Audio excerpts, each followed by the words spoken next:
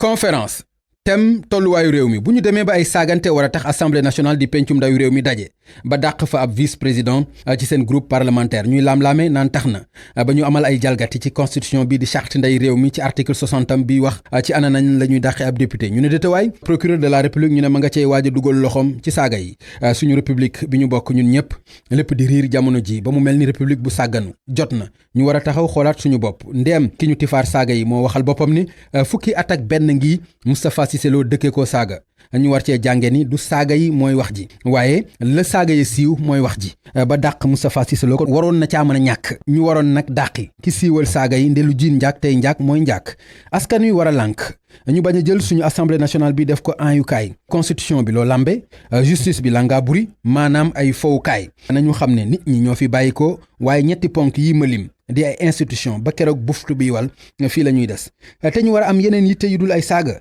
donte ay saaga moom ndeem ci parental la rafetul ku ne xam ne ni jekkul jaaduwul ci mukkalaf ak lu mën a xew rawatina ci jamono ju ñuy waxi récession te moo di économie maanaam koom gu rës ba nërmeelu yitte ji war a nekk feneen ci leneen lu am solo lool ñu bëgg ko fa ba naan président ne trop c'est trop Cissé Lo li mu wax ëpp na li ëpp bay tuuru jamono ji mooy l'hôpital yi xamatul ana nu ñuy def ak ñi mbas mi tëral ñi dee di gën di bari ñi feebar di yokk te mboolem matuwaay yañ ca tegoon ci xeex ko ñu teggi yépp teg fële lii mooy dëggi wax ji ñu war a wax ak ñu war a wax itam ci milliards yu bari yi ñu jël teg ko ci loxoy Abdoulaye Diouf Sarr ak Mansour Faye ndax 64 milliards plus 69 milliards élewub CP mënu koo trouver ndax la mu am je retiens maanaam xaalis bu takku la lépp boo ko boolee téeméer ak fanweer ak ñett ci ay milliards lay toll doon nag lu war a leer donte am nañu jàpp ne du mës a leere fii xanaa feneen te président askan wi yow lañu fal du keneen muy seen jëmm di seen alal càmm gi yow lañ ko dénk nga boole ci wër réew mi juróom-ñaar boole ci tàbbi ci sa ñaareelu mandat war fee ba woy wu rëy wu rafet ñaara ngi waroo teggi say gët ci ñoom